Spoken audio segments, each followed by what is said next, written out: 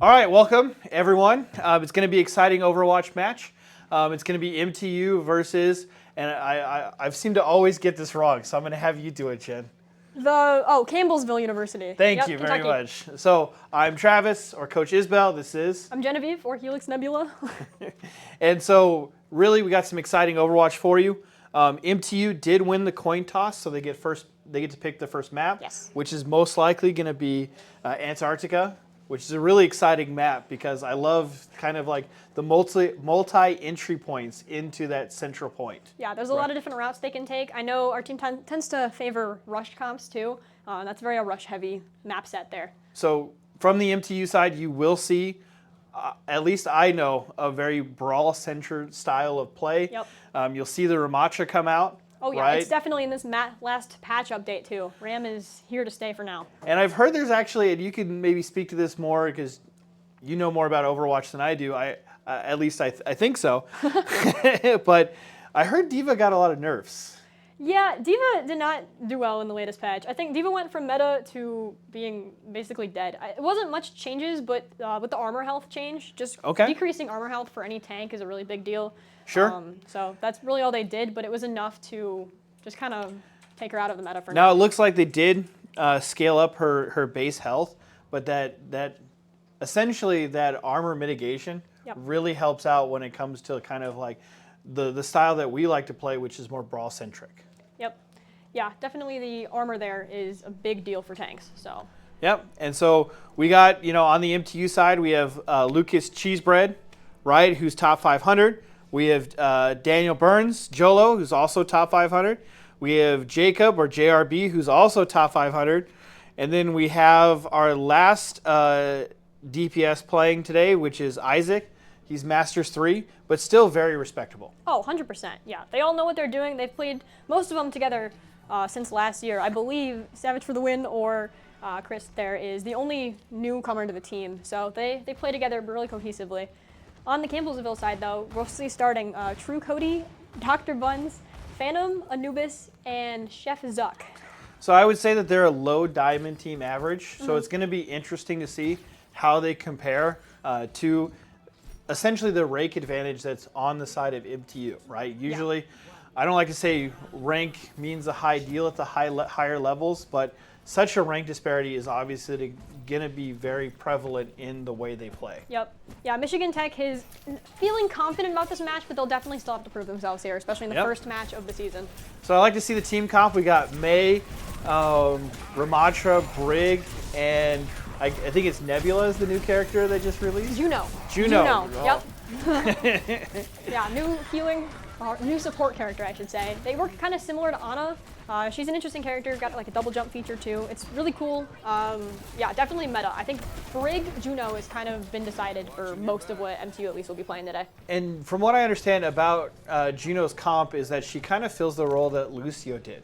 Yeah. Which is more of like a team heal and speed boost kind of player. Yeah, that speed is massive. That's what kept Lucio so viable for such a long time. So bringing in another character that could do that was a big deal. It looks like, first off to start here, MTU has won the first fight. Campbellsville is definitely playing a different team comp than what MTU is. So this matchup here, both brawl, but just different types here. Sure. Interesting to see. And it's going to be interesting with their team comp, right? Because we have the Torbjorn with, right, the Reaper. So they kind of want to get on MTU, but at the same time, can you explain how viable the Mei wall is to kind of that disengage component? Oh, a good Mei wall changes the game there. I think you might have seen it there. They were able to get Phantom down early just because the Mei wall is able to come in and shield off that tank from the rest of the team. And if they're able to capitalize on that, it can be a good first pick in a one fight almost immediately. So that's another fight won for MTU here. Yep, and they're kind of backing off, right, to kind of not give MTU so many resources, but at the same time, that's also time ticking away on the clock, right? Every I guess moment spent not trying to cap that point, right? It's just a certain percentage that's going to be benefiting either team, and it's going to be whoever's controlling the point. Yeah, it's going to be really difficult for Campbellsville here because MTU has every single ult in the book. They just used Blizzard here. Hopefully it'll be the only thing they have to use here. And we saw the Blizzard taking out, right, two people, taking out Anna, and it's unclear, I think it's the Reinhardt. Yeah, Reinhardt is down. And so really that stops their kind of their push, right, and resets the clock. And we're at 80%. Campbellsville only has kind of one more real opportunity to kind of either take this map or stay in the game. Yep, one more fight, and MTU is sitting on 3 different ults, both support ults as well. So we'll see how this last fight plays out here. And I mean, we just see the ult from Juno, and I like the big ring. It's really unique. The combo there with the Jolo ult was awesome to watch. That was crazy. And so Jolo going down on the Cassidy, right? And so we'll see. I mean, there's no real point in kind of switching because we're at 99%. Nope. But it's a very clean, obvious first point for MTU on that map, right? Yeah. And usually it's best 2 out of 3. So we'll be going to the second part of this point. But what do you think that Campbellsville needs to do in order to kind of help keep them in the game, at least for the first map? Yeah, I'm not sure. It looked like, just to start there, the Mei was really strong for MTU. Just being able to wall off that tank did a lot. You could see Phantom making a couple swaps there. He swapped from Ryan, just it seemed to not be working for him, to Hog, and then to Ramatra. So we'll probably see him try the Ramatra here. It'll be interesting to see if Isaac stays on Mei here, how they're able to take advantage of that, though, since the other team does not have a Mei. And what I really like about Mei's kit, and obviously I stopped playing in Overwatch 1, so that was an eternity ago. But Mei really has that good kind of disengage component, or at the very least being able to trap a couple players and kind of really get the team to be able to focus down 1 or 2 people and kind of reset the conditions of the terms of the fight. Yeah, no, 100%. See, they paid for it here because Cheesebread is down, but they got true coding with the wall. Mei is just so well versed in being able to slow down fights, take those early picks, and MTU is trying to take full advantage of that here. And what I always thought was curious about Overwatch, especially the control point maps, is that even if the other team is on the point, they don't get percentages, or at least stop the percentages from growing.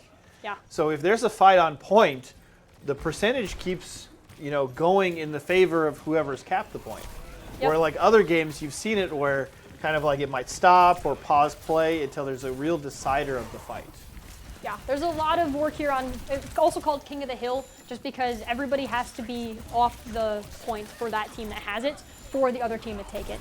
So So if they have somebody able to sit on point or at least capitalize on it, and the other team isn't able to be on it alone, that percentage just keeps ticking up. They have to be very cautious of it and aware of what's happening in that. And it's really interesting, that kind of king of the hill component, right? Because it definitely changes the way that you approach point or you approach fights. And we see a fight breaking out and Juno really taking that kill. And that was a beautiful kill from Juno on that Ramatra. Yeah, that was really good from Savage there. I can hear them screaming back in the back here. Just they know they pushed ahead to try and get those picks. They can keep the fight off for a little bit longer, get as much percentage as they can, make the team, Campbellsville, push as far back to spawn as they can. But they know they can't overstep here because it's very dangerous to be that close to the enemy team spawn. And realistically, it seems like they're trying to create a lot of space and just kind of keep them not together or not a cohesive ball unit, which is really important for Brawl. Yeah. Oh, the Ramatra is out. Not with his team here. He was able to pop ult, so we'll see that. He is able to stay in a little bit longer, but they are able to find Juno as well. And I mean, it seems like the resources of the ult economy, can you kind of explain what that does for like a team fight or even kind of like a big situation within the game itself? Yeah, we just saw MTU use 3 ults there. That was quite a bit, but they did it knowing that they were close to the end of the percentage here, and they were trying to just end this round where it started. Having those ults is such a big advantage. If a team is great and can get kills and do everything they're supposed to, but does not know how to use their ults properly, it can lose them games. So that's a big deal. And you see the 3 ults coming out, or the remainder of the ults coming out for MTU.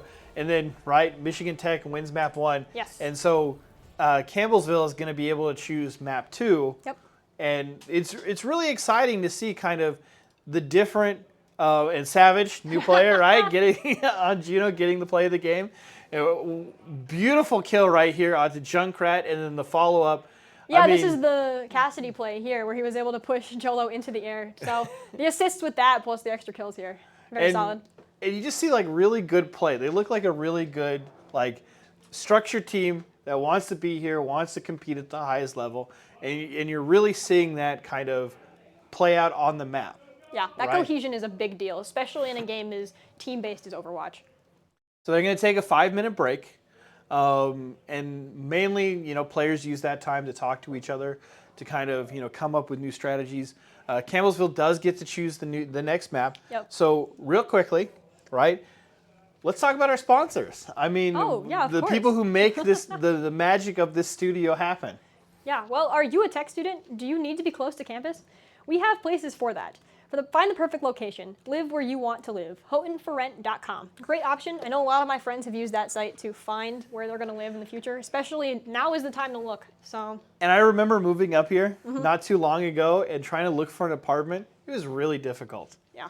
Right? And so the Keweenaw is a really tight-knit community. Yep. And places like Houghton for Rent, great opportunity for students, for new staff, etc., to find a place to live. Find the perfect home, right? I know I had challenges because I have a dog. Yeah, that'll do it. And so great website to use. They have a great staff, and they certainly look for kind of the best option for you in your living situation. Yeah, so definitely go check that out if you're looking for a place to live next year or even sooner. Yeah. So, yeah. And then, of course, University Images, right? Oh, yes. University Images is the official headquarters for all authentic Michigan Tech gear, right? They now actually sell the New Jersey. Yeah, the new one. It's all marbled. It's really cool. Yeah, and actually, we have been playing around with different ideas. And so I don't know if you know, but we have been putting together a all-female Valorant roster, right? Pretty cool. And so with that, there's going to be a jersey change for them. Cool. The idea is kind of the all-white. Okay. Right? So we have a black and a white jersey. Yeah. And so I thought that was really cool. But once again, University Images is your official headquarters for authentic Michigan Tech Huskies apparel. University owned, university operated, University Images located in the STC, or go to the bookstore.mtu.edu, right? Yeah. I know I've gone there to get emergency tech gear, right? If I need a jacket or a sweater or something like that. They have all sorts of options. They do, and it's really amazing. Some of their best stuff, I think, is their hockey stuff. Oh, yeah. Right? I love the jerseys they have are awesome. And they have a bin that's usually like discounted stuff. Yep. Right? And I've bought so many like sweaters or hoodies there. It's a really great place to go if you're a tech student, if you're a tech family, if you're tech staff and are needing some kind of tech gear essentially. Yeah. Right? And so can't forget our last sponsor, right? You know, the lovely Rockstar cans that you see in front of us, right? Pepsi, just down the road. Really great company. They've filled our fridge now 2 years in a row, right? And I remember when I first got here, a lot of people talked about the Pepsi fridge.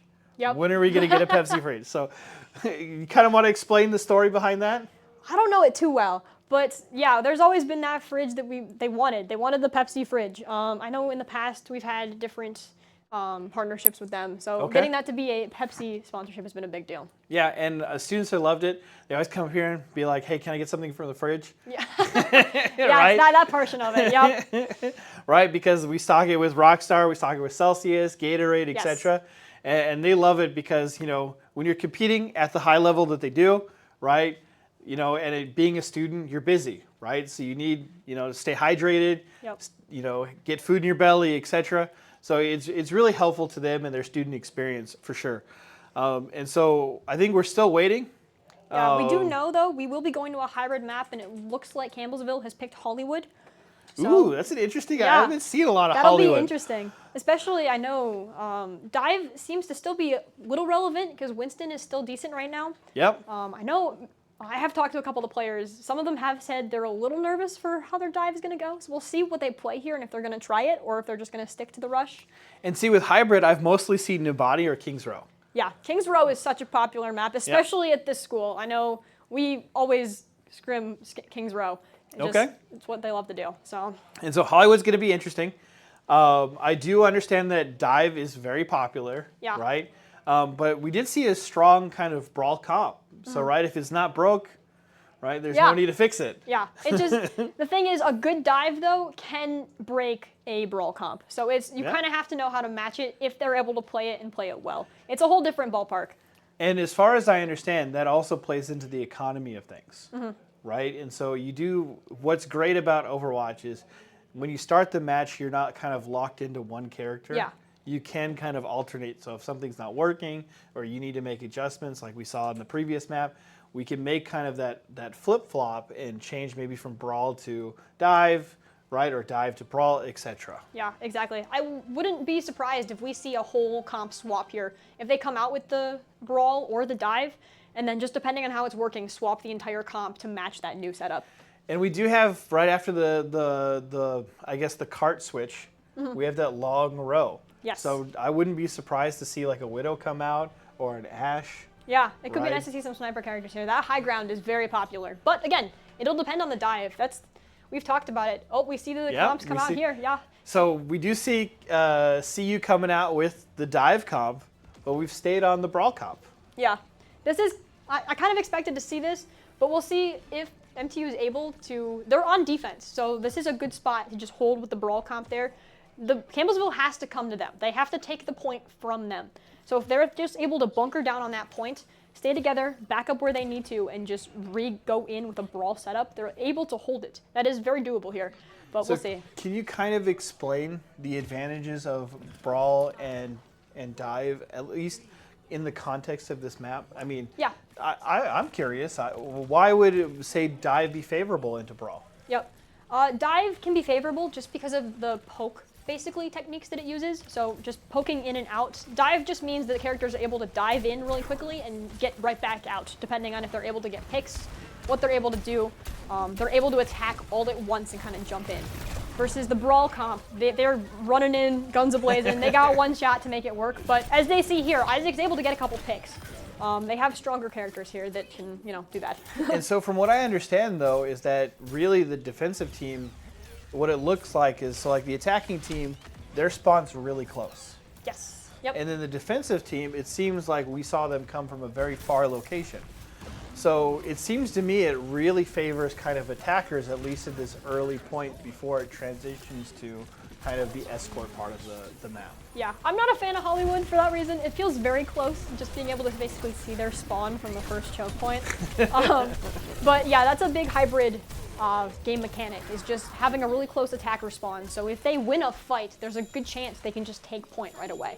So MTU really has to be careful with who they lose to fights if they want to back up so they're able to push back in before the team is able to take the whole point. It's a real strategic game here of if they're going to take a whole fight or back up so they can move back in to keep the point. And that kind of makes sense because, and we see CU switching their comp. We see a Bastion come out. Yeah. Right? The Sigma too. The Sigma too, right? And so it really seems like this choke, at least in Arches, plays a real pivotal role to whether a team's going to be successful, at least from an attacking standpoint. Yeah.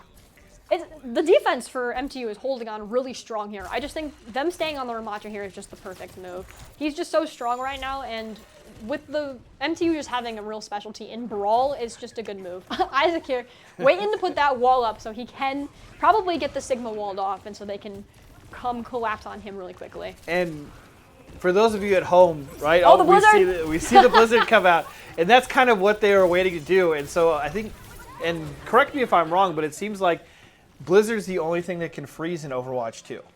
Yeah. Before in Overwatch 1, pretty much There was a anything lot. could freeze. Yep. Right? And so you saw a great play, very patiently waiting to kind of capture the team and kind of eat a lot of time. Yeah, it didn't seem to go fully to advantage of the tech there, but they were able to find the picks to follow it up.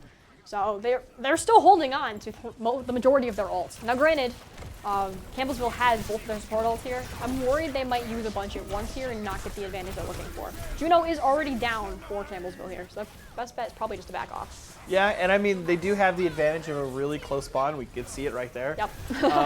But there is a back and forth. We see Campbellsville take out our Brig. Yep. Right, so there's a real big opportunity here. Whether they capitalize on it or not is going to be another question, but it's going to be a long run from Cheesebread to get back on point. Yeah, he's got a long ways to go. He's got a long spawn time. They weren't able to even it out here picking off the Moira. So I think MTU has proven they're very good right now at knowing when to push in to get those picks and back out so they don't lose more players. It's a really close game. I mean, I wouldn't count CU out of this for sure.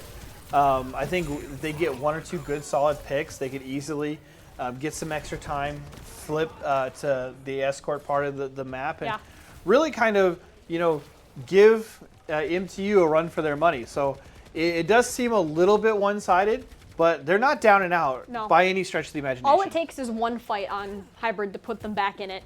I've seen people go like this, from an overtime setup to all the way to all 3 points of the map, just taking it down. So. And that'd be really good for CU, right? That would be That's what they're amazing. looking for right now, but it looks like none of them have made it to the point, especially without Orisa. It's hard for them to get there in time. Isaac right at the end there, but.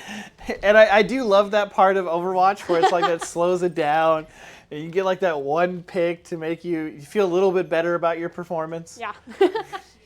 But almost, I feel like if you're the winning team, like you just stop playing after that because you know it doesn't matter. So if somebody picks you off after that slowdown happens, it's just kind of like you do what you want. We're winning, Sure. It's a little bit of that back and forth, I feel. Yeah, it could be, but some people saving faces, right, very important, right, or just getting, playing it to the last second. Yep. Right, Yep. and that's good sportsmanship, right? Yep. Playing it till the final down, the final second, right? Any kind of sports metaphor that you want to use.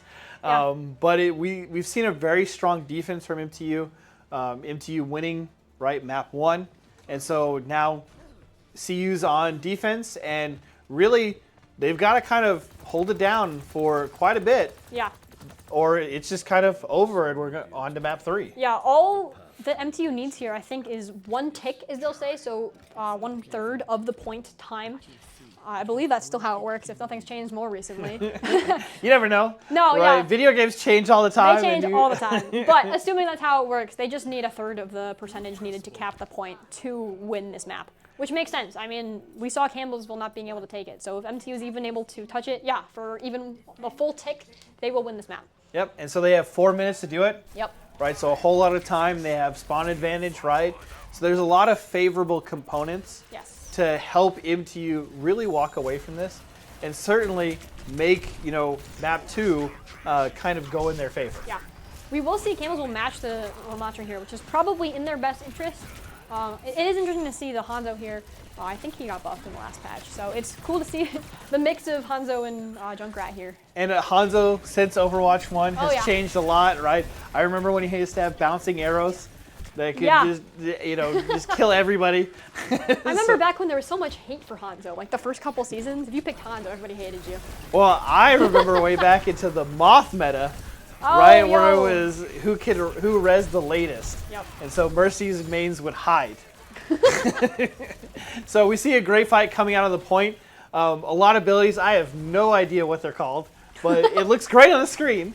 Right, we A see lot happening shields at coming once. out like lotus flowers. Yep. We got a lot of impactful play, right? And really, MTU kind of hiding behind kind of different egresses to kind of mitigate that damage and get them on the point and really push the fight to CU. Yeah, they've taken the high ground here. Oh, and just in this last moment, they're able to get all those picks. But Campbellsville was doing their best not to get picked off. They were trying to keep it together, keep that bunker, but it just seems to no avail here. And Tech wins map 2. Yep. So we have a 2-0 kind of advantage for Michigan Tech, but CU is definitely not out of this. I think that this would be a great comeback series, right? To see it go back to 2-2 and then Tech take it away. But they're just playing really good, fundamental Overwatch, and that's kind of what you love to see. Yeah, they're doing a great job watching their ultimates, talking. The communication is big with this team. I think I've mentioned it before we talked about it. Their cohesion is really important to their dynamic. And, I mean, it seems like altogether they love playing Overwatch. Yep. Right? So they're going to take another 5-minute break, I'm assuming, before we go to map 3. But because CU did lose the last map, they get to choose once again. And I've always been really skeptical about, like, the loser choose map, rather than it kind of, like, rotate. So, like, we won the coin flip for map 1. Yep. They get to choose map 2, and then go back to choosing map 3. And kind of thinking about the advantage versus disadvantage. So is it the same in the Overwatch Pro League? Kind of like loser always chooses the map? Yeah, I believe it is. It just has always been that way that the loser kind of chooses, because if the team that's winning can still beat them on the map that they chose, when they had come into it with a plan for that map, what meta they're going to play on it, how they're going to approach it, it just kind of, it can show like how the other team is prepped, because teams always kind of favor a certain map, so it's interesting to see like when they tend to favor it, or if it's a map they're not as comfortable with. Because I'm pretty sure Michigan Tech probably doesn't love Hollywood as much as they do some others. I think we would have definitely seen it on Kings Row. It looks like we're going straight into Servasa. Is that what I saw? Yeah, Servasa here. Okay, so this is a flashpoint. This is a new mode to me. So can you kind of explain it to us, the layman, of kind of what Flashpoint means and kind of the advantages and disadvantages? Yeah, I'm not sure. For people that haven't played in a while, I think you guys probably remember 2CP, which was the 2 control points. Very similar to what we saw in that first point of Hollywood. It's just 2 of those. It wasn't really liked among most players, I would say. So they took that out quite a while ago. But this was the newest mode they've entered since. It's kind of like King of the Hill, but just all in one game rather than rounds. They just play different points basically, and they're playing King of the Hill for those points. The time ticks up a lot faster though, so that is something you have to watch as the percentage ticks up, I think, at least double the speed. So that's something from, I think, old video games, right? So the first game that I ever played was Quake. Okay. Way back in the day, and they had something similar where the control point would rotate through the round. Yeah, and unlock. Yep. And so that seems kind of almost identical, right? It does look like there's an unlocking component, right? So we have 19 seconds until the first point unlocks. Yep. And then it becomes a kind of who gets advantage. And we actually see an interesting comp. So we've seen 3 different tanks from the side of CU. We've seen the Doomfist now, we've seen the Winston, and we've also seen the Ramatra and the Reinhardt 4, right? But MTU has stayed pretty consistent with their team comp. It's, I think, been the same 5. Yep. Map 1, Map 2, Map 3. Yeah, I talked to Isaac and Cheesebread before this. They almost assured me that they were going to stay on this Juno Brig Ramatra combo throughout probably most of the maps here. If they're able to stay on this rush comp they're doing, that's the core setup of it, just because of how strong those characters are right now. It's very different than last year, because with last year we saw like Ball, we saw Reinhardt come out, it might be like a Diva. One more Kiriko Lucio too. Yep. And so it's been a little bit different. And honestly, this consistency I think has been paying off with the side of MTU. Although I did like watching the roly-poly ball, right? Like spin around the sides. That was kind of always JRB fun. is a very good ball player, so it's fun to watch him work. But he's really good at Ram too. It's cool to see. Honestly, the tank gameplay here is really fun to watch from Jacob. So yeah. And I think over the summer he's progressed quite a bit. Oh yeah. We do actually have a new coach for the Overwatch team, Yes. Coach Biz. He's been working with the players, and they've been doing a really good job kind of listening and adapting. Early on, right, with games like Overwatch, it always changes. Yep. And so like we talked earlier, some people come into meta, some people don't come out of meta, but we have a really good fight breaking out. So can you kind of talk us through what just happened? Yeah, basically they won the first point, or first fight on that point there, and after that, I think the enemy team really only has one more fight, if it was a bad one, to try and capture it back, like just with how fast that ticks up. And so with MTU able to hold it off and get those picks, there's not much Campbellsville can do for that point. So they just kind of have to move on to the next and hope that this is better for them here. It is best of 5. Okay, so they did get to the next point. So that seems favorable to CU. Mm-hmm. But it seems like MTU is able to push them off the point, and really JRB's kind of been in the face of the opponent. Yeah. Like it's been foot on the gas, Oh, yeah. nonstop, right? We're kind of dictating the terms of the engagement, and not only as obviously someone biased to MTU, that's what you want to see, right? But it's definitely put MTU in a favorable position kind of this whole series. Yeah, it's just that Ramatra game style of play. He is in your face, always pushing. He has the ability to do that. With that shift ability from, I think, the regular controls, he's just able to basically bulk up and then go in with the fists. So when things get tough, he just kind of hunkers down and they go in harder. It's fun to watch. So I like that actually phrase that you used, the bulk up. I don't know what they're called. Right? I never know the fine. names, It's perfectly fine because, like, I can only imagine, you know, he's been hitting arm day, right? And he's ready to go in and kind of like prove himself a little bit. And that's something that's really big to our Overwatch team. We see a fight breaking out. Ramacha just really kind of taking it to him. Yeah, he's able to hold on. He's able to take all that damage for his team. You saw kind of the extended end of that fight. They won the point and they just pushed forward because they knew if they could get a couple more picks here, they basically win that point again. You can see we're already at 80% and it ticks up so fast. I don't think Campbellsville can make it to this point. They're probably they're gonna try, but another strat you can do is just hope you get the next one. Start prepping for the next one, get there first. And we see a lot of actually a utility advantage coming out on the side of CU. Yeah. But we see that kind of May has used her ult to kind of push them off. And we saw not only the main ult, I don't know what Juno's ability is. It's like it looks like a moon ring. Yeah, I think she's got the hyper ring, but then she's also got like the orbital ray, I think is her ultimate, which is the push up ability. Okay. So. And that's I like the ring. The ring. It's That's so, the Lucio boost. it's so cool, right? Yeah. Because once again, it harkens back to old video games where whenever you drive through like a ring, like, yeah, the speed boost. You'd get the speed boost, or you'd complete a checkpoint, or Yep. something like that. And we did actually see what looks like CU kind of win a fight, and we see their 5th tank coming out, Yeah. right? So could you kind of take us through this new tank? We haven't seen him yet. What does he do? Malga's interesting. He's got the 2 guns. I believe one shoots more accurate. This might be wrong, but then the other one, I think the way it works is like if he shoots enough, the target becomes on fire, and if he's able to shoot with both, they just rack up critical points for it. So Okay. basically like a headshot damage instead. It's really cool. He's got really fast move, like charging ability like Reinhardt does too. He's cool to watch, but I think in certain scenarios, he's good, but honestly, Ram is just better in most for now. Sure. And we saw a fight just break out there. I like the charge mechanic that Yeah, he's fun. that he seemed to take advantage of. But, right, the Widow not getting the picks that she needs, right? The tank not doing the damage that he needs, and really just MTU pushing them off the point and really making map 3 seem like it's going to be for MTU. And there's really not much more you can do with 70% on essentially the last point. Yeah, Michigan Tech has been pushing forward full force here. They want this map won. They're, again, very good at trying to take full advantage of their fight wins. They win the fight, they keep pushing, they get a couple more picks to keep that spawn time. Every time somebody dies, it resets that spawn counter, and you don't want to push in until you have all 5. And so for those of you watching at home, make sure to like and subscribe. Oh, right? yes. And then also what's really important is you have to be, and there's the end of it, right?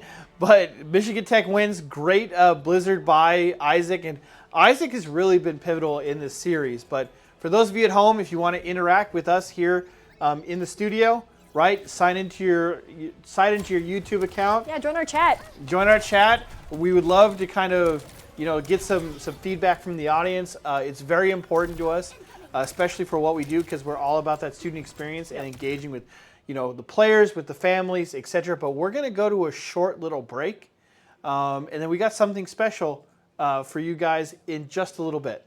Yeah.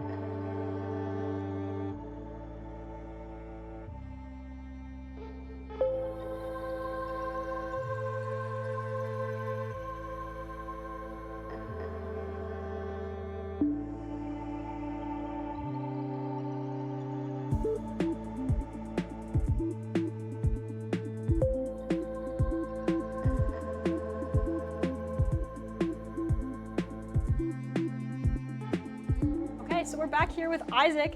That was a great show from you guys. Awesome job today. We were talking about that May play. You said you were pretty confident coming into this, but how do you think it felt down there with the team for this first match of the season? Yeah, it felt really good. I mean, obviously we put a lot of work in. It's really nice that the meta right now is a little like close to our comfort picks for sure. Yeah. And what we've been working on like previously. A little bit of a swap up from the last couple weeks, but I mean, ultimately what we've been used to. So definitely felt good. The energy was high. We were doing what we needed to. So awesome. Yeah, perfect. Well, we're excited to see you next week. Be sure to like and subscribe to follow along with the Huskies for next time. Upcoming tomorrow at 8:30 p.m., we'll have our Call of Duty team that will be facing off against Newberry College. And then next week, we'll have Rocket League against Rowan University for that. And then Smash Ultimate will be playing against Creighton University at 8:30 p.m. If you miss us on Monday, we'll be streaming Valorant on Tuesday at 7 p.m. versus Cumberland, and then back with Overwatch again on Wednesday. I think it's versus University of Toledo, I believe. Sounds right. Yeah, we'll have to check back in with that. It'd be super awesome. But thanks again for joining us and supporting MTU Esports. Signing off.